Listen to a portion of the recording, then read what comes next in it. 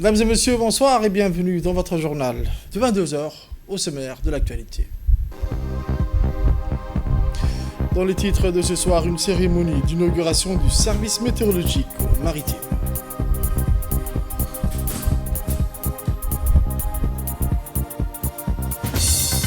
Aux nouvelles mondiales, vers la fin de la guerre et la reprise des exportations pétrolières iraniennes, on va parler un peu de l'accord intérimaire entre Washington et Téhéran.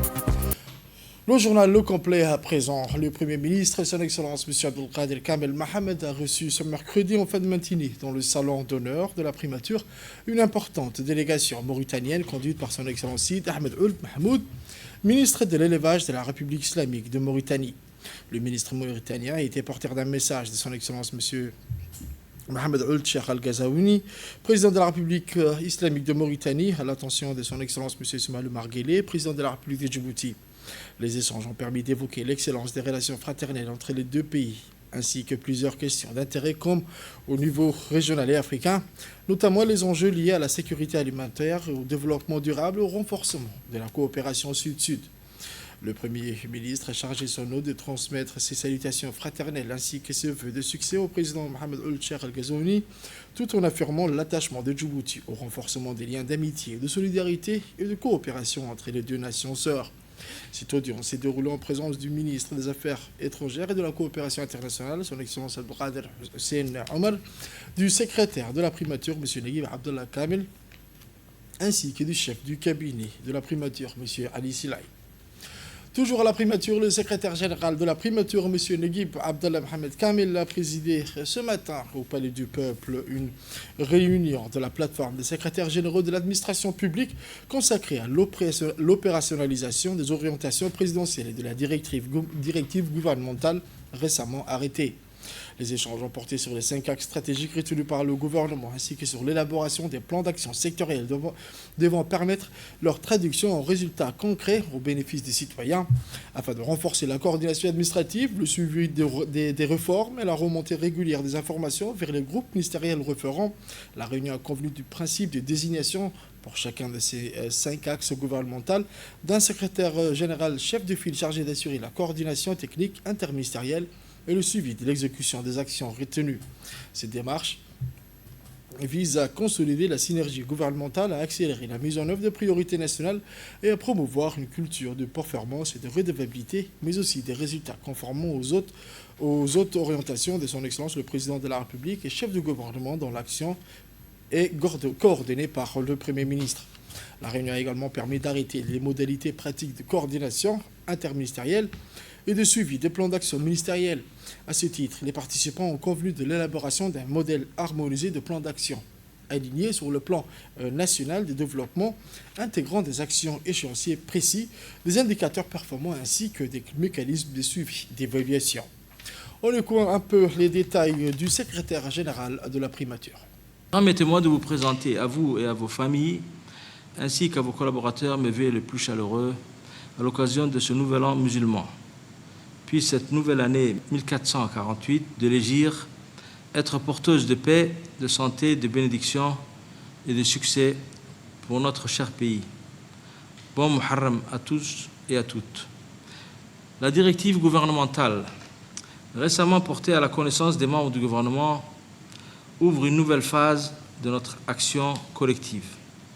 Elle traduit la volonté du président de la République, chef du gouvernement, son Excellence M. Ismaël Omar Guelleh, de renforcer l'efficacité de l'action publique, d'accélérer la mise en œuvre des réformes et d'inscrire durablement notre administration dans une culture de résultats, de performance et de redevabilité. Distingués confrères, au-delà des ministres référents désignés pour piloter chacun des 5 axes gouvernementaux, il apparaît aujourd'hui pertinent et nécessaire de structurer ensemble et rapidement un mécanisme permettant de coordonner l'administration. À cet effet, je propose que la plateforme des secrétaires généraux désigne pour chacun des axes un secrétaire général chef de file chargé d'assurer l'interface technique avec les groupes ministériels concernés, de suivre l'avancement des travaux, de faciliter la circulation de l'information et de rendre compte régulièrement à la primature qui assure la mise en œuvre de cette directive présidentielle.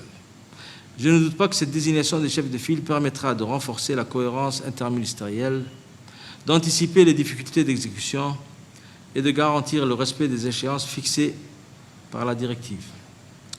À titre de proposition, pour l'axe 4 relatif à la gouvernance, à la performance et à la redevabilité, je suggère la désignation de M. Mohamed Ali Hassan, secrétaire général du ministère des Affaires étrangères et de la coopération internationale. Son expérience interministérielle et la connaissance des mécanismes de coordination gouvernementale constituent, à mon sens, des atouts précieux pour accompagner la mise en œuvre de cet axe stratégique.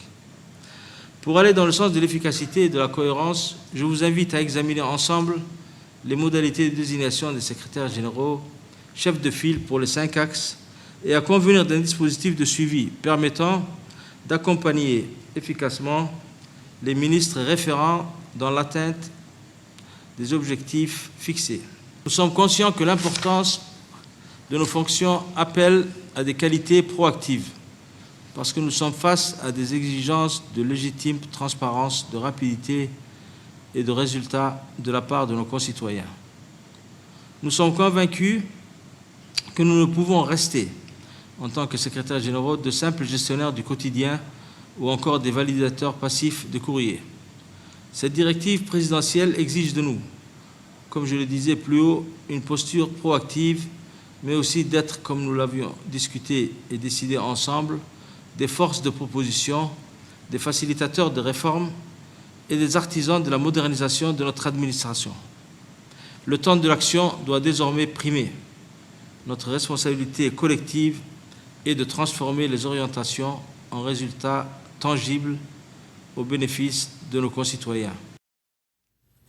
Autre actualité de ce soir, la Commission des finances, de l'économie générale et du plan, présidée par Honorable Charmark Moussa Arré, a poursuivi l'examen du projet de loi portant approbation des comptes financiers de l'Office national des eaux et de l'assainissement de Djibouti pour l'exercice 2024. Le gouvernement a été représenté par Son Excellence M. Redouane Abdoulaye Badan, ministre de l'Agriculture, de l'eau, de la pêche, de l'élevage et des ressources halieutiques, du président du conseil d'administration, du directeur général de l'ONEAD.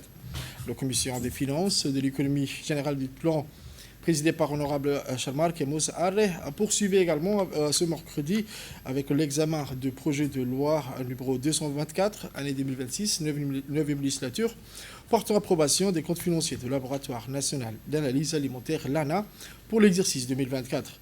Le gouvernement a été représenté par Son Excellence Abdoulaye Badan, le ministre de l'Agriculture, le président du conseil d'administration et secrétaire général de la primature, M. Naguib Abdallah Kamil, mais aussi le directeur général de l'agence LANA.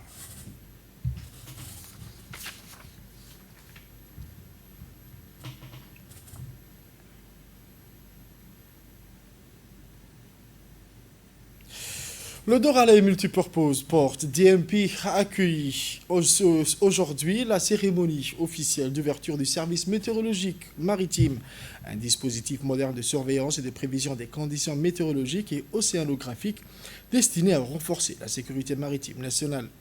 Le ministre des Infrastructures et de l'Équipement a présidé cet événement en présence de l'ambassadeur de la République populaire de Chine à Djibouti, du coordinateur des Nations Unies par intérim, du directeur du Fish Institute of Oceanography, du secrétaire exécutif de la gestion des risques et des catastrophes, du directeur de l'Agence nationale de la météorologie, ainsi que des directeurs généraux des différentes autorités portières et maritimes du pays. Ce nouveau service constitue l'aboutissement du partenariat stratégique entre l'ANM et le FIO, relevant du ministère des Ressources naturelles de la République populaire de Chine. Un protocole d'accord entre les deux institutions avait été signé le 2 février 2024, posant les bases d'une coopération technique et financière dont la concrétisation a été célébrée lors de cette cérémonie. Grâce aux équipements météorologiques et océanographiques désormais installés au sein du DMP, Djibouti dispose d'un système capable de fournir des prévisions sur les vents, les vagues, les courants marins, les niveaux de la mer ainsi que l'ensemble des phénomènes susceptibles d'affecter les opérations maritimes et portuaires. Le ministre a qualifié cette installation d'étape majeure dans la modernisation des infrastructures et des services météorologiques du pays.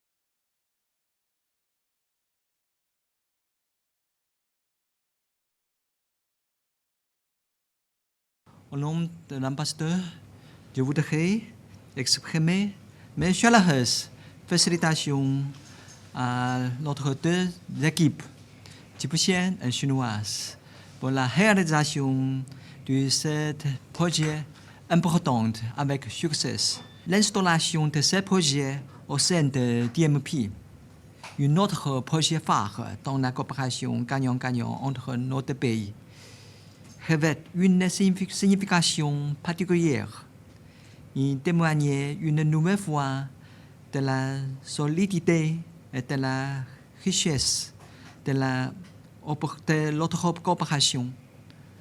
D'ailleurs, je vais constater avec une grande fierté et plaisir aux côtés de nos amis djiboutiens que le port de Djibouti figure une excellente position dans le classement mondial sur les performances portuaires pour l'année 2025. Ensuite, prenant la parole lors de cette cérémonie, le ministre a réaffirmé l'importance que le gouvernement djiboutien accorde au développement du secteur maritime et portuaire. Aujourd'hui, un honneur de prendre la parole à l'occasion de la cérémonie officielle d'ouverture du service de météorologie maritime au sein de Doralé Multipurpose Port. Cet événement marque une étape majeure dans le renforcement de la sécurité maritime nationale, ainsi que dans la modernisation des infrastructures et des services météorologiques de notre pays. Vous savez que le gouvernement de la République de Djibouti attache une importance particulière au développement du secteur maritime et portuaire, véritable pilier de notre économie nationale, ainsi que, en plus de notre position stratégique dans la région. C'est dans cette perspective que l'Agence nationale de la météorologie, en partenariat avec la First Institute of Oceanography de la République populaire de Chine, a engagé un important projet visant à mettre en place un système moderne de surveillance et d'information météorologique ainsi qu'océanographique par la signature d'un protocole d'accord entre l'Agence nationale de la météorologie et donc la FIO le 2 février 2024. Aujourd'hui, c'est chose faite. La station sera inaugurée donc aujourd'hui et grâce aux équipements météorologiques et océanographiques installés au Doralé Multipurpose Port, notre pays dispose désormais d'un système performant permettant de fournir des prévisions fiables concernant les vents, les vagues, les courants marins, les niveaux de la mer, ainsi que les différents phénomènes météorologiques pouvant affecter les opérations maritimes et portuaires. Nous allons revenir sur l'extrait du directeur général de Météo, M. Mohamed Ismail Nour.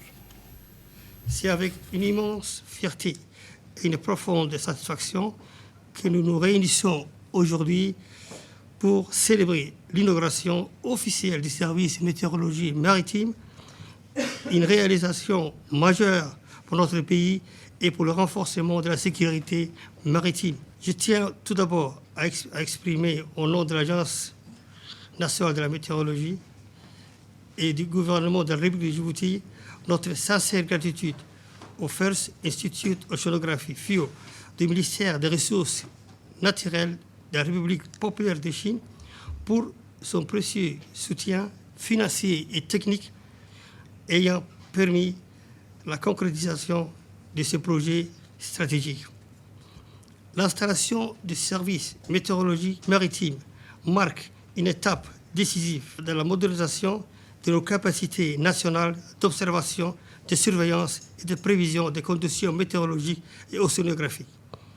Grâce à ces équipements sophistiqués de dernière génération, ce système répondra efficacement aux besoins opérationnels de 7 ports de Djibouti. La disponibilité d'informations météorologiques fiables, précises et en temps réel est devenue indispensable. Ce nouveau service contribuera à renforcer la sécurité de la navigation, à réduire les risques liés aux phénomènes météorologiques dangereux et à améliorer la gestion des activités portières et à soutenir la protection des vies humaines en mer. Autre actualité de ce soir, toujours à Doralé, où dans le cadre de sa tournée de prise de contact, le ministre du Commerce, M. Orbis Hailef Orbis, s'est rendu ce matin à l'usine Golden Africa à Djibouti, située à Doralé. Cette entreprise pionnière dans la production et le conditionnement d'huile de palme et de tournesol de qualité supérieure enrichie en vitamine A et D a eu le plaisir d'accueillir le ministre et sa délégation. Ils ont été chaleureusement reçus par le président-directeur général de Golden Africa, M. Fouad Hail. Au cours de cette visite guidée, le ministre a eu l'opportunité d'inspecter les différentes installations de l'usine, allant de complexes industriels et raffinage jusqu'à la ligne d'emballage de huile alimentaire. Les responsables des différents secteurs ont fourni des applications détaillées sur le processus de production, soulignant ainsi l'engagement de l'entreprise envers la qualité et la sécurité alimentaire. Golden Africa est la première usine de son genre dans le pays et se distingue par la production d'huile alimentaire et marques phares telles que Liba et Al-Naki. Cette visite s'inscrit dans un contexte de conjoncture alimentaire difficile, exacerbée par les récents conflits au Moyen-Orient qui ont un impact direct sur la chaîne d'approvisionnement alimentaire dans la région. Le ministre a souligné l'importance de soutenir les entreprises locales comme Golden Africa qui jouent un rôle crucial dans la sécurisation de l'approvisionnement alimentaire et la promotion de produits de qualité sur le marché djiboutien. Il a également exprimé son engagement à renforcer les partenariats entre le gouvernement et le secteur privé pour garantir une croissance durable et résiliente. Cette visite s'est clôturée par un échange constructif entre le ministre et les dirigeants qui ont discuté des défis et des opportunités auxquelles l'industrie alimentaire fait face en ce moment crucial. Le ministre a réaffirmé son soutien aux initiatives visant à améliorer la production locale et à assurer la disponibilité de produits alimentaires de qualité pour tous les Djiboutiens.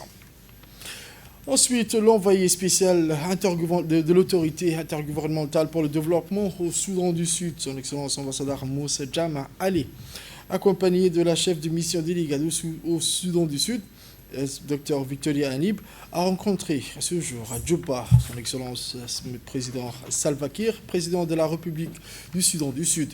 Au cours de cette rencontre, l'envoyé spécial a transmis les salutations et les vœux du secrétaire exécutif de l'IGAD, Dr Warkana Gabriel, ainsi que du président en exercice de l'IGAD, son Excellence M. Ismaël Marguerite, président de la République de Djibouti. Cette rencontre s'inscrit dans le cadre des consultations continues menées par l'envoyé spécial avec les les acteurs sud-sudanais visant à appuyer la mise en œuvre de l'accord revitalisé sur le règlement du conflit en République du Soudan du Sud, à faire progresser un dialogue politique inclusif, à renforcer la confiance entre les partis, mais aussi à accompagner la transmission du pays vers une gouvernance démocratique et des élections. Les échanges ont porté sur le développement politique actuel au Soudan du Sud, notamment l'avancement de la mise en œuvre de l'accord de paix, les préparatifs électoraux, les efforts visant à achever la période de transition et à faciliter une transition pacifique, inclusive et démocratique vers une gouvernance élue, ainsi que sur l'importance d'un dialogue politique soutenu entre les parties prenantes. Autre actualité toujours, dans ce journal, l'autorité intergouvernementale pour le développement, l'IGAD et la Banque africaine du développement ont lancé officiellement ce mercredi le projet intitulé « Renforcement des données d'alerte précoce et de la prévention des crises pour la stabilité dans les États membres de l'IGAD ». Les détails. L'IGAD, l'autorité intergouvernementale pour le développement, et la Banque africaine de développement ont officiellement lancé aujourd'hui le projet intitulé « Renforcement des données d'alerte précoce et la prévention des crises pour la stabilité régionale dans les États membres de l'IGAD, à savoir Djibouti, le Soudan, la Somalie et le Soudan du Sud ». Ce lancement marque une étape importante dans le partenariat entre l'IGAD et la Banque africaine de développement visant à renforcer la capacité de la région à anticiper, prévenir et répondre aux risques émergents de fragilité. L'événement a été présidé par M. Mohamed Abdi, secrétaire exécutif adjoint de l'IGAD, du directeur du Bureau de coordination des États en transition du groupe de la Banque africaine de développement, aux côtés des hauts représentants techniques des deux institutions des États membres de l'IGAD. La Corne de l'Afrique continue de faire face à des défis multiples et complexes. Dans ce contexte, des projets Secure IGAD visent à renforcer la capacité prédictive du mécanisme d'alerte précoce et de réponse aux conflits. Pour l'intervention du secrétaire exécutif adjoint de l'IGAD, M. Mohamed Abdi Warre, a souligné l'importance de la coopération régionale pour relever les défis communs. Les conflits, les déplacements de population, l'insécurité alimentaire, les chocs climatiques, mais aussi les pressions liées à la gouvernance sont de plus en plus interconnectés et transfrontaliers. La République de Djibouti, aujourd'hui 17 juin 2026, a été élue en qualité de membre du comité intergouvernemental de sauvegarde du patrimoine culturel immatériel lors de la 11e séance de l'Assemblée générale, organe directeur de la Convention de 2003 pour la sauvegarde du patrimoine culturel immatériel de l'UNESCO. Cette élection consacre le deuxième mandat de la République de Djibouti au sein du comité, précité qu'elle avait déjà intégré pour la première fois en 2018 pour le terme 2018-2022. L'élection à ce comité permettra à la délégation permanente de la République de Djibouti auprès de l'UNESCO sous la houlette de son ambassadeur délégué permanent, son Excellence M. Aïd M. Yahya, de porter haut les discussions sur l'inscription probable cette année d'un nouvel élément important de notre patrimoine vivant sur la liste représentative du patrimoine culturel immatériel de l'humanité. Soulignons également qu'au cours de cette année, la République de Djibouti a intégré en tout 2 comités rattachés aux conventions culturelles de l'UNESCO, dont celui de la Convention de 2005 sur la protection et la promotion des diversités et des expressions culturelles, qui sera présidé par son Excellence Aïd M. Yahya lors de sa 20e session en février 2027. Cela démontre l'ambition et la mise en œuvre par la délégation permanente de la République de Djibouti auprès de l'UNESCO des autres instructions du chef de l'État, son Excellence M. Ismaël Omar Guelleh, pour porter haut l'héritage patrimonial et raffermir davantage l'image culturelle de notre pays au niveau du concert de nations à l'aube de son 49e anniversaire de l'indépendance. On revient à Djibouti, au MENFOP, le centre Kripen a organisé un atelier consacré à l'analyse des situations de travail dans le métier de la réparation des véhicules automobiles ainsi que de la maintenance des véhicules poids lourds et engins. Cet atelier réunit des professionnels du secteur public et privé, des experts métiers ainsi que l'inspecteur du génie électromécanique autour d'un objectif commun: renforcer l'adéquation entre les formations professionnelles et les exigences du marché de l'emploi. Cette démarche s'inscrit dans la volonté du CRIPEN de moderniser les référentiels du format baccalauréat professionnel, réparation poids lourds et engins afin de mieux répondre aux évolutions technologiques et aux besoins croissants des entreprises. Les travaux de la première journée ont porté sur la description détaillée des métiers concernés.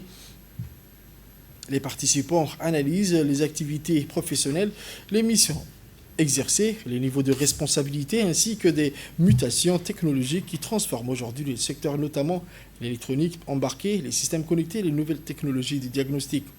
Les travaux permettront également de préciser les connaissances théoriques, les savoir-faire techniques et les savoir-être professionnels indispensables à la formation des futurs diplômés.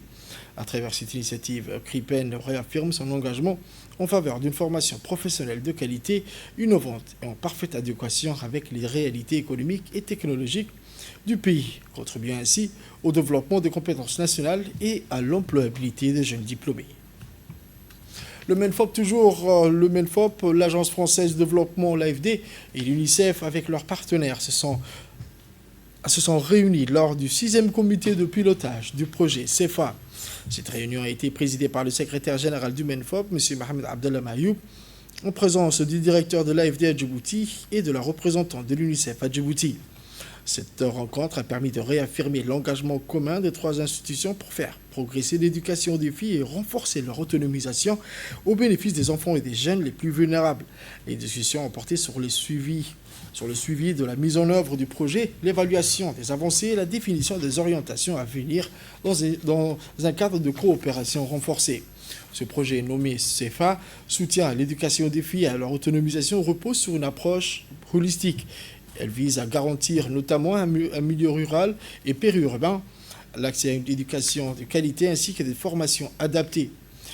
En conclusion, ces participants ont salué la dynamique partenariale et réaffirmé une vision partagée pour l'avenir des enfants et des jeunes à Djibouti.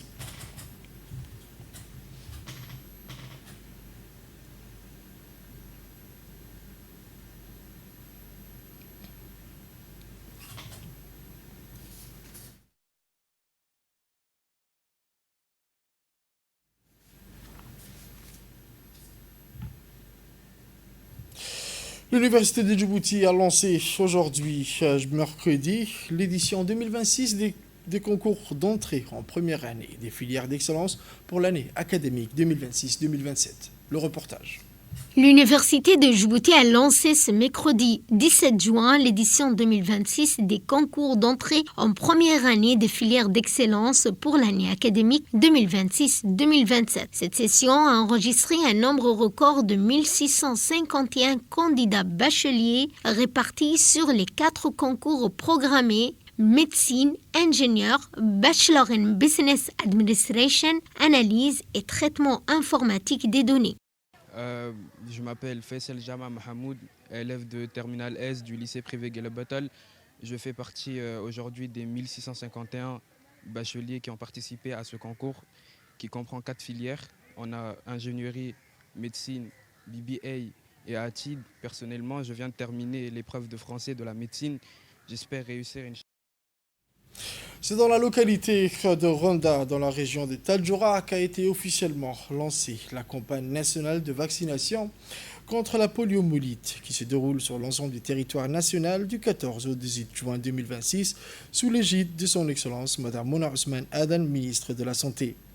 Cette cérémonie de lancement s'est déroulée en présence du préfet de la région de Tadjoura, M. Mohamed Ahmed Abbas, du sous-préfet de Renda, des chefs de village ainsi que de responsables coutumiers et religieux.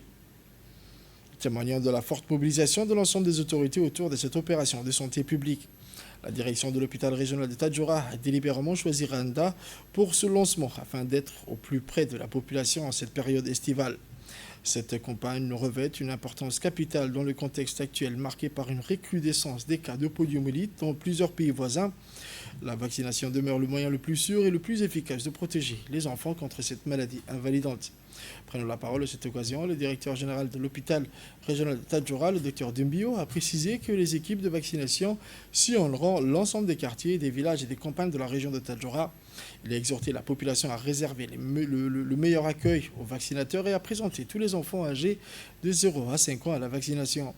Il convient enfin de saluer la participation des équipes de l'OMS et de l'UNICEF venues prêter main forte, particulièrement en matière d'expertise technique et d'appui logistique. Excellence, Mona Ousmane. Donc la vaccination contre la poliomyélite est très très importante. Même s'il n'y a pas de cas à Djibouti, des cas sont recensés dans les pays voisins comme l'Éthiopie, comme le Yémen et la Somalie. Donc Djibouti n'est pas à l'abri des nouveaux cas. Donc pour prévenir cette flambée, nous sommes en train de faire la vaccination pour les enfants de 0 à 5 ans. Nous le faisons régulièrement, au moins 4 fois dans l'année, nous le faisons. Aujourd'hui, je pense que c'est la première pour l'année 2026. On va essayer de faire une deuxième, troisième fois durant cette année. Donc nous exhortons la population à sortir pour vacciner les enfants, parce qu'un enfant vacciné contre la poliomyélite peut être vraiment un enfant qui peut aider la famille, qui peut aider son entourage. Sport à présent, la Coupe du Monde 2026 a offert une journée riche en émotions avec plusieurs rencontres marquantes de la phase de groupe. L'Argentine, la Norvège et l'Autriche ont décroché des victoires importantes, renforçant ainsi leur ambition de qualification pour le tour suivant. L'Argentine a réalisé une entrée remarquée en s'imposant largement face à l'Algérie sur le score 3-0. Dans le même temps, la Norvège a dominé l'Irak par 4 buts à 1. Les Scandinaves ont rapidement imposé leur rythme grâce à leur puissance offensive. De son côté, l'Autriche a débuté sa campagne mondiale par une victoire de 3-1 contre la Jordanie. Grâce à ces résultats, l'Argentine, la Norvège et l'Autriche renforcent leurs chances de qualification pour la phase à élimination directe. La prochaine journée de compétition s'annonce décisive avec des confrontations qui pourraient déjà redessiner la hiérarchie des groupes et rapprocher certaines sélections de la qualification. Mais à Djibouti, les espaces de retransmission publique des matchs France-Sénégal de la Coupe du Monde 2026 ont connu une forte influence hier soir avec des milliers de supporters rassemblés au Stade Goulet, au complexe sportif Roi Fahd, ainsi que dans plusieurs centres de développement communautaire. Les sites ont rapidement atteint leur capacité, témoignant de l'engouement croissant du public pour les événements sportifs en plein air et les initiatives communautaires. Cette initiative s'inscrit dans la politique du secrétariat d'État chargé au sport qui vise à rendre les grands événements sportifs accessibles à tous les citoyens, mais aussi à offrir aux jeunes des espaces d'expression et de participation aux activités sportives. Qui joue? Non. Réfléchis un peu. 10. Non. Réfléchis encore. Je suis sûre que tu l'as. N'écoute pas les gens. Réfléchis. 9. Bravo. C'est ça. Au Nouvelle Mondiale, je vous le disais dans les titres, de nouveaux détails ont émergé concernant l'accord intérimaire conclu entre les États-Unis et l'Iran pour mettre fin au conflit qui secoue le Moyen-Orient depuis plusieurs mois. Les détails avec Fardus. De nouveaux détails ont émergé concernant l'accord intérimaire conclu entre les États-Unis et l'Iran pour mettre fin au conflit qui secoue le Moyen-Orient depuis plusieurs mois. Présenté comme une étape majeure vers la désescalade régionale, cet accord prévoit à la fois des engagements nucléaires de la part de Téhéran et un allègement significatif des sanctions américaines. Un haut responsable américain a indiqué que l'une des principales dispositions de l'accord autorise l'Iran à reprendre immédiatement la vente de pétrole et de carburant dès sa signature officielle. Les exemptions accordées couvriraient également les services bancaires, le transport maritime et les assurances nécessaires à la commercialisation du pétrole iranien sur les marchés internationaux. Autre actualité de ce soir, le Caire, l'Égypte a lancé une nouvelle stratégie visant à renforcer son rôle dans le commerce international des céréales et à devenir un pôle mondial de stockage, de transformation et de distribution, selon le ministre de l'Approvisionnement et du Commerce intérieur, Chérif Farouk. Le ministre a indiqué que le pays cherchait à développer ses capacités dans le domaine du stockage, de la logistique et de la transformation des céréales afin de répondre aux besoins des marchés du Moyen-Orient et de l'Afrique. Cette stratégie repose notamment sur la position géographique de l'Égypte ainsi que sur ses infrastructures portuaires, mais aussi ses réseaux de transport. C'est tout pour ce soir, mesdames et messieurs. Merci à vous de l'avoir suivi. Restez avec nous pour la suite du programme sur Télé Djibouti.